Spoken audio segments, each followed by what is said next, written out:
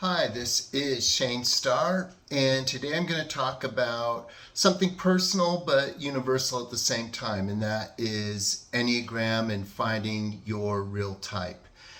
Now, there are a lot of variations on ways which we could go with this. We could explain in depth what the Enneagram is. I think that's been done elsewhere very well. So I'm not going to focus on that. There are in-depth descriptions of the types, and that's also been done well elsewhere. So I'm not going to focus on that so much. I'm going to focus on a few personal items of discovery and something new that some of you here will know about already, but maybe not. So let's get into it. So as I was doing a little bit of research for this video, let me back up. I did an introduction to this video talking about perfectionism, workaholism, wanting to be good at what you do, wanting to have high quality in all areas of your life. And that sounds like 1, 6, and 3, all three of those. So when you're stuck with that, and your traits or personal qualities don't highlight a specific type, where do you go from there? So that's kind of what this video is about, and I'll use myself as a test agent for what I'm talking about, and hopefully by the end of it all we can have some more clarity, not just for myself, but for those of you who struggle between 2 or maybe 3 or more types. All right, so the first thing that I started to get into, it almost took me off in a different direction, is typing the same for Enneagram and MBTI, or MBTI Jungian based systems. And on the surface of it, one would have to say, well, basically, yes. Pretty much they're the same, but there are some shifts in priorities. So when I say, what are the components that both of these things share? You can find your type through study and discernment. You look at each type in depth and figure out which ones to throw out, which ones to narrow it down by, and then finally pick a winner. You can talk to friends and family, but again, this whole area of self-discovery depends on radical honesty, because if you can't trust yourself, you're already going to lose out on finding your real type, and also those close to you. Tell me a husband whose wife doesn't think he's an 8, for example. Like most of the time, people will have a narrow perspective of you based on their own biases and their own interactions with you. So you have to give each method of typing its weight, but not any of them get a slam dunk win all by themselves. It's a group effort. So we have study and discernment. We have friends and family. We have expert typings. Okay, and again, expert typings are great because they have the most knowledge of the system, maybe more than the person being typed. However, they're not going to know you as well as you know yourself. They're not going to know you as well as your family and friends do. However, there's an element of self-deception that is rampant in the typology community. I've been the victim of it myself before. I don't think there's a single person on YouTube who hasn't switched types at least once. Let's face it, it's difficult. And I still hold to the fact that people change, and those changes will reflect a difference in typings by others. It's just how it is. I'm not saying that's how it should be. It's just the facts of life. Last but not least, we have self-tests. And it's self-tests I want to kind of focus on, because I think in Jungian-based systems, self-tests aren't any better than any of the other things, because we're looking, even though we're not supposed to look at traits unless we're talking big five, we're looking at cognition, and cognition has to do with your cognitive preferences, which come out in your real life preferences.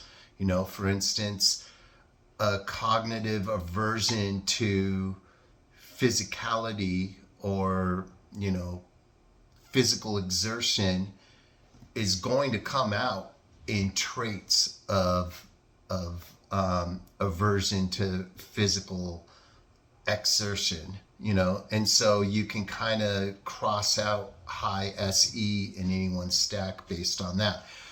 With the Enneagram, it's not so simple. You can't look at it that way, because you can have the exact same traits for different reasons. So one person might be an SE lead, for instance. Well, let's not use a MBTI example. Someone could have a life full of struggle, and something led up to an event where they were hurt very badly, and now they don't like conflict at all. Someone else didn't like conflict from the very beginning, and they've never been hurt. But you have two people who don't like conflict. They're not going to be the same type. Now, in MBTI, they may or may not be the same type. In Big Five, they'll probably definitely be the same type, because you're just looking at traits and purposely not digging deep. The Enneagram's designed to not look at what you're doing, but the motivations behind what you're doing, and I'll get more into that in a moment with my own examples. So with this in mind, I think as long as you can practice radical honesty, self-tests are going to be higher on the typology totem pole for Enneagram than they are for MBTI, because only you know your heart. Only you know why you did a certain thing. And sometimes people don't know the reasons for their actions, but if they do, that's a good start, because if you're honest with yourself, you'll know why you're acting a certain way, and you have a lot better chance of answering the questions truthfully and getting a real result. Okay. All right. So with that in mind, I have struggled between, I've been pretty set on Enneagram 1, but 6 is always kind of up there in my thoughts and in testing, because I hope for the best, but I always plan for the worst. I'm the guy you come to tell you why your new business plan is going to fail and what's wrong with it. I'm not the innovator. I'm the deconstructor, probably. My kids don't like that. It's like, hey, I got this great idea. Oh, have you considered A, B, C? It's like, I can't help it. It's just what I do. And that's a lot of 6-ish stuff.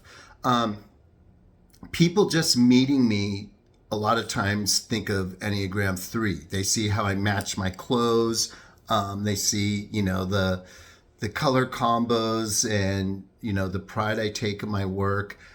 And I think part of that is my neighborhood where I live, Los Angeles. It's very Enneagram 3. So I think no matter what type a person is relative to other cities in the world, even other cities in the state, anyone's going to look more 3-ish than they will otherwise. But within the group of Los Angeles people, and I think of how pretentious people are and how fake and phony a lot of people are, a lot of times I personally don't relate to those components of that type at all. However, people have seen that in me, so it's there, and I don't want to ignore that as a possible type. So, and then last but not least, we have 1.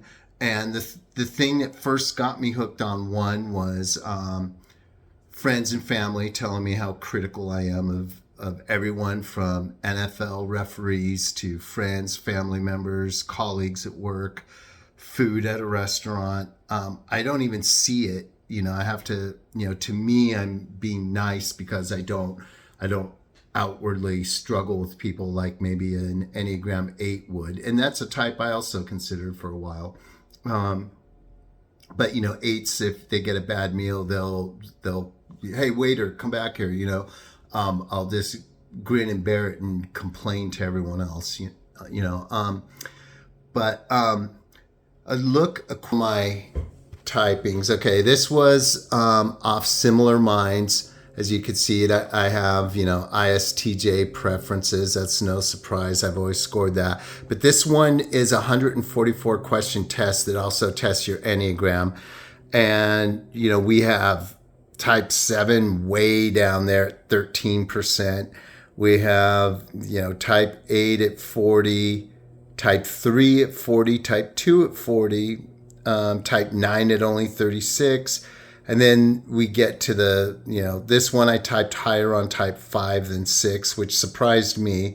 And then, we have type 4 sort of up there. And then type 1 just head and shoulders above every other type on that test. This is from Eclectic Energies, another one. Similar results.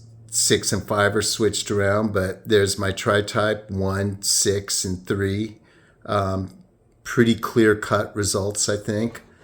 And last but not least, this is a pure Enneagram test without the other thing. Well, actually, it gives you some of your problems. It looks like I'm pretty low on all these things, but OCD I have really high. Now that's an Enneagram 6-ish kind of thing.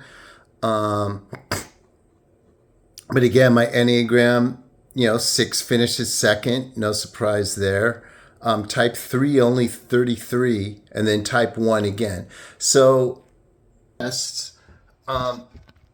tests and family members, it's pretty clear cut for Enneagram 1. I think that it wins out on that. Expert typing, I did a socionics typing with Rusted, and he saw more self-preservation 3 in me than 1.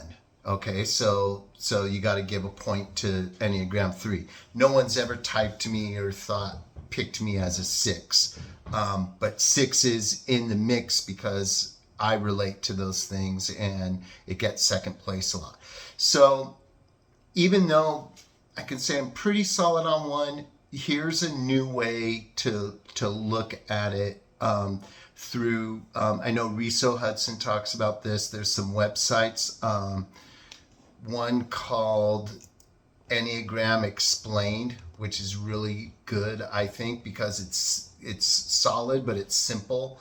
And in this website, it talks about 4 distinct triads.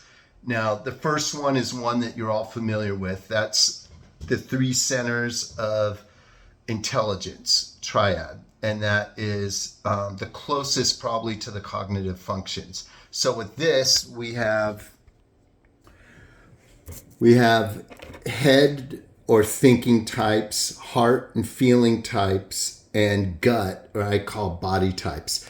To me, the head types kind of go with TI or TE. The heart goes with FI or FE. The gut goes to me with SE or SI. And I think with intuition, it's difficult to type yourself on this. So when I think of how do I interact, how do I make decisions, feelings come probably the least into it. So I would cross that one off. Thinking, I do tend to overthink sometimes, but when all's said and done, I'm an actor, meaning I act in the world. I do things. There's a feeling that isn't quite thinking or feeling. It's instinctual, and I relate to that. So we have 8, 9, and 1 there. Okay. Now, given the types I'm considering, you could say, okay, that makes it a wrap. If you're a gut or body type, I like the word body better. I think gut just sounds dirty somehow to me. I don't know. But yeah, I my body tells me when something's right or wrong, usually. I would kind of compare it to SI, introverted thinking. Like I just have a sense things give an impression to me, and from that, on secondary terms, I can either intellectualize it and decide what's right and wrong, or I get a feeling of right and wrong, or both from that physical impression. But the physical impression comes first. I interpret it later. So to me, I'm this type. Okay, next, there's something called the harmonic triads. And this is how we cope with conflict and difficulty. Basically, how do we cope with problems? There's three ways. You can either be positive about it or in denial. Hey, everything's going to be okay. Everything will work out for the best, It's all right. The world will be okay. Everything happens for a reason kind of people. I would like to be more like that, but no. Then you have reactive or fighting with problems. Oh, you have a problem with me? Let's go. Either physical fight, mental argument, or aversion to the person real strongly. And these are very, to me, this seems impulsive, just very reactive. I'm not that. Then you have competency and work. Let's try to work through these things together. That doesn't mean to roll over for them or just, be a Pollyanna about it. Everything's okay, like these guys up here. But just, try to compromise, try to work together. Again, that's there. So one is common to both of these triads. And then I'm already thinking to my test results and family and friends, one's looking pretty good. But let's look at the next triad, Hornovian groups. Now, this is interaction styles. How do we act with others to meet our needs? You have the aggressive people. These are extroverted people who claim what they want and they go get it. The go-getters, 3, 7, 8, the most extroverted types. I'm simply not that. If you knew me at work, there's a line in the play Macbeth where Macduff, whose family's been killed, Macbeth's like, so, yeah, I did that to you, what are you going to do? And Macduff just says, my voice is in my sword. And that's kind of how I approach it. I'm not very aggressive outwardly or reactive towards people. I might tell someone close to me about what's going on, but I'm not going to be spontaneously reactive in the moment. So that's not working. Reserved. These are people who their interaction style is, I don't want to say pushover, but they really recede into the background. They, think of these people at a party. The aggressive people are going to be the stars of the show, the people making the most noise, the people talking, making speeches, so on and so forth. Then you have the reserved people, really quiet in a corner, sort of just to themselves, the loners. Now, I could relate to this a little bit. I shouldn't just cross them off yet, but there's a slight little bit there. But what do I do at a party? Am I the guy making speeches? No. Am I the person sitting there in the corner not doing anything? No. What I do is I help with the work. I move the chairs and tables around. I take out the trash. My way of socializing is by doing work. And that's this, compliant, duty-based. So there's 1, 2, 6 right there. So again, every triad I pick has a one component to it. Last but not least, the harmony groups. Now, we saw harmonic groups over here. The harmony groups yet is something different. It's our relationship with the world, not so much with people, but with things, situations, events. To me, I would relate this to, watching a football game. Say it's your favorite team against another team in the Super Bowl or something. You have your idealist. They will look at things the way they should be and compare them to the way things are. And the problem comes in the difference of those. And anyone who knows me knows I complain a lot about referees. Things should go this way, not that way. They should do away with this new kickoff rule. The Chiefs get all the calls all the time. This isn't fair. I'm not going to watch sports anymore if this is how it is. Betting is taken over. Everyone who watches games with me has to listen to that. It's almost the opposite of idealist. It's pessimist, but still it's based on a possible ideal. Then you have the relationist. 8s will make conversation. 5s relate by staying out of your way. 2s are compliant. I could see a little bit of that, but not as much as this. And then the pragmatists, 3, 6, and 9, they each, 9 helps by going with the flow. 6 will do what duty calls for. And so will 3, basically. I could see a little bit of that. So if all my harmony groups were like this, the harmony groups wouldn't really help me much because I could make almost an argument for any of these for me. Okay? And, that's the way typing is. Messy. It doesn't come like, if it was just black and white, there wouldn't even be a typing business. Everyone would know their own type. It's difficult.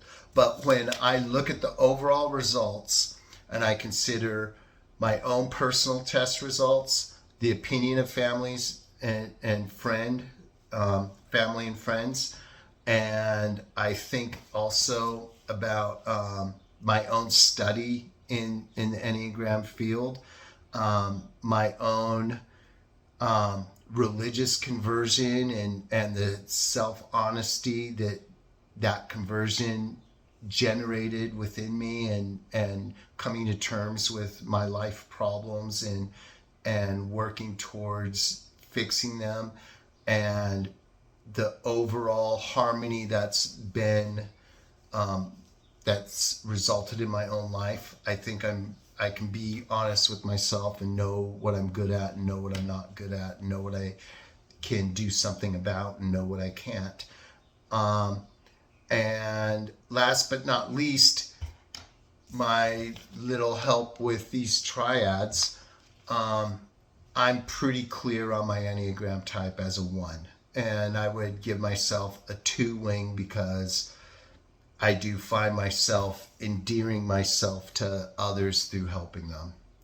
That doesn't mean I particularly like helping people or I do it just out of the goodness of my own heart. I think it's kind of a religious thing that's been installed in me by a higher power. But whatever the cause is, the result is that I have a feeling of wanting to do the best I can for other people as well as for myself. And so I think 1 wing 2 makes the most sense for me. Hopefully, if you have any struggles with the Enneagram, you can do your own research and come to terms with yourself. I wouldn't do any of these things on their own. You have to study and know the systems. You have to consult with family members and friends, not just one or the other, not just your spouse or partner, but as many people as you can talk to about it. You should do an expert typing if you can afford it, if it's available to you. And last but not least, self-test. And I would say self-test over a bunch of different sites. You don't want to just stick with one and say, well, that's my type. Test them. Your first one might give you a different number. Now, that didn't happen for me, but I know it happens for a lot of people. I remember before I considered 1 as my type, I got that and I was like, well, self-tests don't mean anything. And I kept getting it and I was mad because I didn't want to be a 1. To me, 1s are like Karens, and then, my partner said, well, that's that is like you all you do is complain. And I'm like, really? No, I'm not like that. But other people tell me I am, you know.